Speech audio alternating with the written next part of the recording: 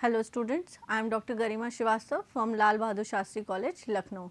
Now we are going to discuss about process of writing. Now, what is written communication? That means communication through written things, written documents. You are trying to interchange information from one person to another through written form. It can be through circulars, notices, letters, drafts or memos which are taken into a formal kind of communication in the organization. Now, it has a 3x3 step of writing process. When we talk about writing, when we talk about written communication, 3 steps are very important and essential, and each of the 3 steps has again 3 sub steps or sub elements which are needed to be considered while writing a document from by the writer. So, it is like this. The first phase is pre-writing, wherein analysis, anticipation and adaptation is done. Then the second phase is writing phase, wherein research, organization and composing is done, and last is the revising phase, where editing and proofreading evaluation process is done. So, all these 3 steps including their 3 sub steps are considered as 3x3 writing process. Now, when we talk about 3x3 writing process, it comprises of 3 major groups of 3 tasks. The 3 major groups are pre-writing, writing and revising. Now, mastering the 3x3 writing process will help you. Now, how will it help you? How will this process help you? It will drill down on the purpose of the article. That means, the basic purpose of written communication will be known. Now, if you know the basic purpose of written communication, you will be able to communicate in a very proper manner. So, it will actually drill down the basic purpose of your article. Then it will determine your reader or audience profile. Now, before writing, we also will be able to understand the thinking level, the interpretation level of the reader or the audience we are having. So, then we will be able to organize our thoughts and research. So, whatever we have thought of writing, whatever points we have written down as important points for writing down this communication, we will be able to organize them through this writing process. Finally, we will be able to write a blog post or article draft that your readers will enjoy. That means, now whatever the reader will read the final draft, he will be enjoying it, he will be implementing it, he will be understanding, interpreting it in the same manner as it was intended. Now, coming down to the very first step, that is pre-writing. Pre-writing, the word pre means before writing. That means, the actual process of writing has not started, and what we do before writing. Now, pre-writing, it includes 3 subtasks which are analyze, anticipate and adapt. Doing the brain work in this pre-writing phase will help you turn your writing from mundane to meaningful. Now, it means doing your homework prior to writing something. Now, doing your homework means you need to know what the topic is, you need to know what are the various aspects you will be covering about this particular topic, how you are going to place these topics in a proper sequence, then how you are going to make it more attractive, make it more meaningful to the people or the reader who is going to read it. So, all this will be included in the process and through analysis, anticipation and adaptation. So, the very first step of pre-writing, that is analyze. Now, analyze means what is your big way to or purpose for the article that you are planning to write. Now, that means why you are going to write this article, why or what is the actual purpose. Now, purpose is very important. That means, whether you are going to give an order or you are going to give a kind of instruction, or suppose you are going to give certain kind of incentive to the employee. So, all this will serve as a purpose and also will change the pattern of writing accordingly. Starting with why is an excellent to gain perspective and direction for your article. Now, of course, why I am writing, this is the very step first step. So, it will help me to find out why I am going to write the article, and it will give the very first step of the ladder towards writing my article. Now, you need to decide on the best article format for your post. What is the best way to communicate your message? Here is a list of article types that you can consider at this step.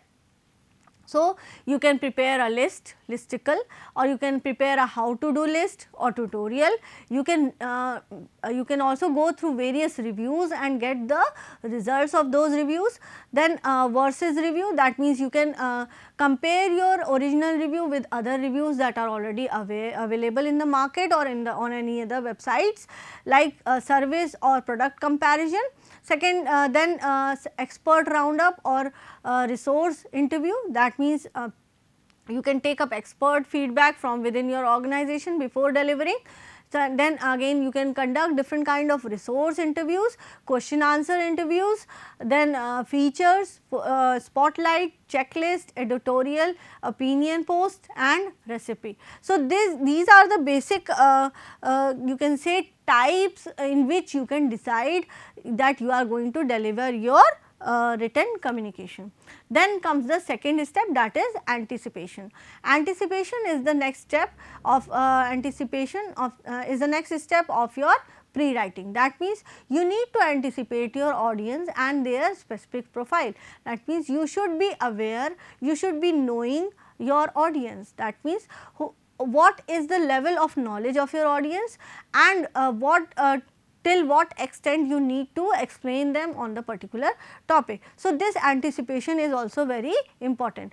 Of course, we can relate it. Now, if I am going to suppose teach a person who is in class 8th and I am going to teach a person who is in say graduation first year. So, my the topic can be same, suppose communication, but the way of teaching to a person who is in class 8th and the way of teaching to a person who is in graduation first year will differ. Now, what this difference is? This difference comes from anticipation, because I know my audience, I know the personal profile of that audience, and how far that person will be able to understand whatever I am writing will be up to me and my knowledge of that particular audience.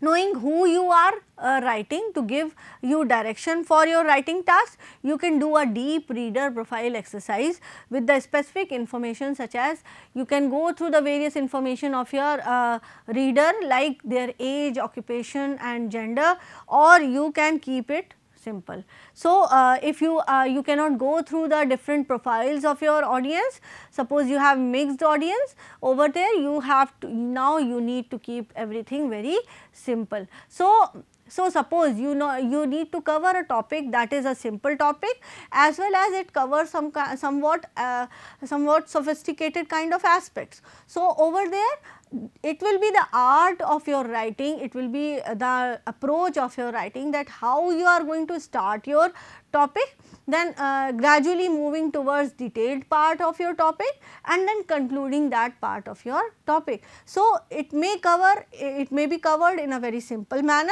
and it will be understandable by the people who are reading it, whether they are from the mixed kind of audience or they are from a specific audience. Now, third step of pre-writing is adaptation. Now, it is time to think about the language that you will be using to elicit the emotional response that you want. Prepare to adapt your language to accomplish this task.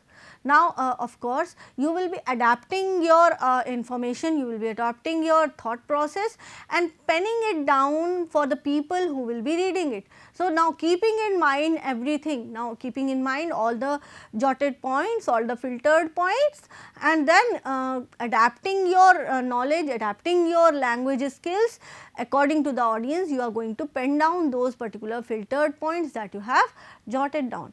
Prepare to adapt your language to accomplish this goal. Make a list of words that you will consider using within your article that will produce the reader's response that you desire. Now, of course, list of words, list of sentences or important information should be done beforehand, so that you are able to pen down all the things according to the adaptation process that you are going to do for your reader. Decide on the writing style that you plan to employ at this stage. Now, of course, the style of writing will also be decided at this stage of 3x3 writing process. Determine whether your blog copy will be professional, conversational, whimsical, academic, or some other useful way, some other useful combination. Now, of course, this is a important part. Now, all the three parts were very important because three different aspects were taken. We were trying to know who is our audience, we were trying to know what is my own knowledge of that particular topic, and now I am going to elaborate the topic according to my knowledge in a way that my audience are able to understand it, yet they keep reading it, they stick to the particular matter of my writing, and so they understand and interpret the information that has been given. Now comes the actual writing part.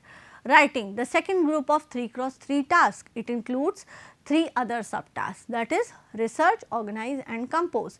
Now, research, when we talk about research, it is a word that is derived from re plus search. That means you are searching something, you are again searching something, researching something which has been searched. Now, that means a topic which whatever you are going to write about has already been written many times by other people also, and maybe the same topic is written by you also. Then in that case you are again writing it, that means you are again researching it. So, now here you have to gather more and more information about your article. The 3x3 writing process should come after you have conducted thorough keyword research for your article. Keyword research is the process of finding long tail keywords, keyword phrase of 3 words or longer, for which you will base your blog article. Now comes the second part, that is organize. Outlining your article before writing them is the secret of efficient and productive writing. That means now you have already done your homework, you have adapted, you have synchronized, you have checked your audience, you have seen your audience, checked their knowledge level, everything you have done. Then again you have researched about your topic, you have found different information about your topic. Now you need to organize those information, that means you need to sequence the information that you have found out. Now sequence is very important, so that transformational kind of information goes on. Suppose a person goes from point A to B to C, it should not be such that you are telling point A first, then point Z, then point M, then point B. So, in that case more and more confusion will arise. So, for that purpose organizing all the major points and their sub points in your outline is important. Go through all your research and leverage your domain knowledge on the subject. You will find out that your major points and sub points will likely become your headings and subheadings in your article's final draft. So, as you have drawn your different points, as you have drawn your main points and their sub points, you will gradually see that these points will be emerging out as major points and their sub points in your own writing, and this is your original work. Then comes the last part, that is composition. It starts with actual writing of the article. Compose your article's zero draft. At this step of the writing 3x3 writing process, open a separate browser window with Google Docs or only a few other necessary tabs. Now here composing will be starting, that means zero draft means you are writing the first initial draft which can be taken up as a rough draft, and this rough draft will be again edited, checked, and then only it will be delivered. This will help reduction of distraction. The other tabs that you should have open or in your article, planner, outline, and maybe one or two of the articles that you found during your research. Keep your articles for article's purpose, desired emotional response, type, style, anticipated audience and your emotional words lays top of the mind of this step. Now comes the third point, that is revise. Revise includes 3 subtasks which are revise, proofread and evaluation. Now revising, as we all know, that means we are going through our written draft once again. That means we are trying to read the draft, we are trying to jot down, see all the points have been covered and these points have been given in the proper sequence, with being helpful by providing value understood. Readability is main goal for any kind of writing. Nothing else matters if your audience can't understand and what they are reading. So, it is important when the audience, it is important to see that the audience are able to understand that whatever you have written. Now, when you are able to understand, the audience will also be able to understand. So, for that purpose only we will revise again and again. Revise your article for conciseness and readability during this crucial period. So, conciseness and readability is important. So, we will be keeping on revising an article once zero draft has been prepared. Revision process should remedy the following issues in your article.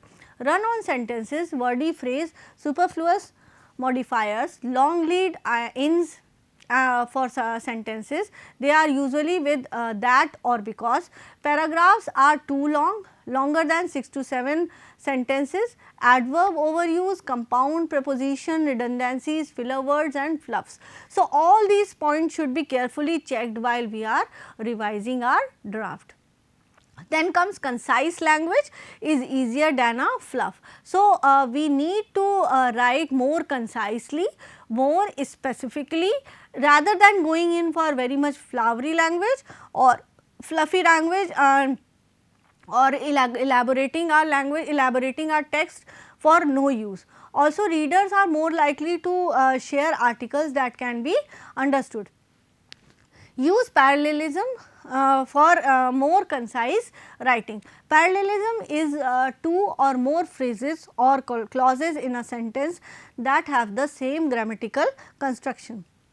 It makes a sentence balanced. Second comes your proofreading. Make a good impression on your reader with error free copy. That means, try that there are no errors in your composition, whether they are grammatical errors or whether there are spelling errors or any kind of information error, try that it is a error free copy. So, if it is an error free copy, it will give a good impression on your reader also. Proofread your article and clean up spelling and grammar issues at this step. Also, correct errors in the names, numbers, subject and verb agreement. Do not fully depend on your word processors, spelling and grammar check functions. Software tools are useful, but they can't replace a keen human proofreading.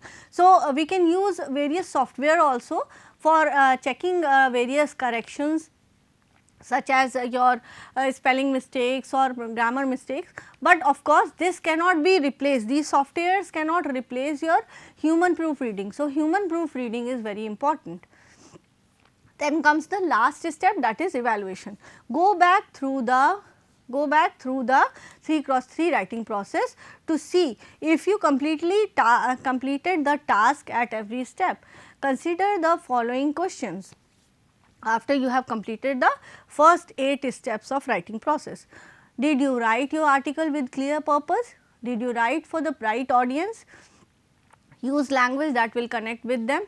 Did your research effort produce the right information for your article?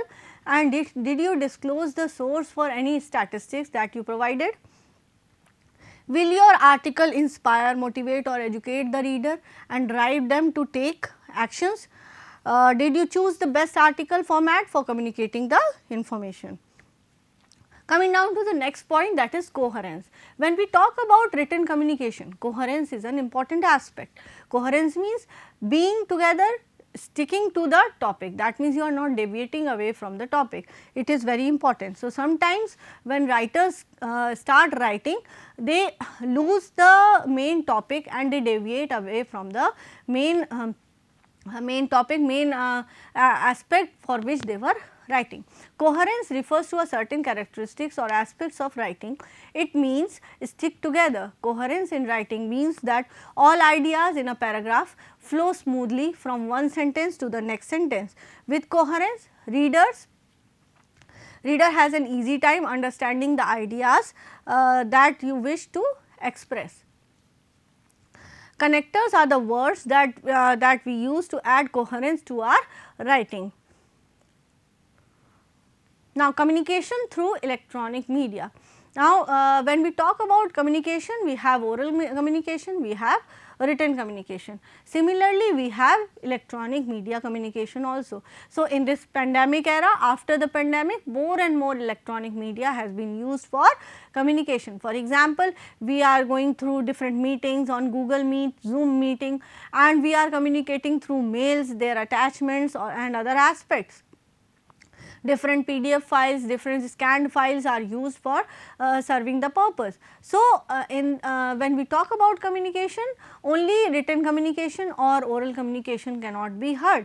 We need to keep in mind the electronic media also, that means communication through internet or through other means or media. Now, media states various means of communication like communication devices which are used to interact and communicate among people. Electronic media is a media that uses electromechanical device to accept the content. This is similar to social media, which is nowadays most often created electronically. Most new media are in the form of digital media. Electronic media makes communication easy to connect to people from one end to another by getting them together through media facilities. Now, electronic communication, when we talk about electronic communication, we have three aspects, that is, on one hand we have a web browser, a service provider who will be giving these services through which this communication will be transferred from one node to another, and at the other end there will be a sender who will be actually the information vendor, or who will be actually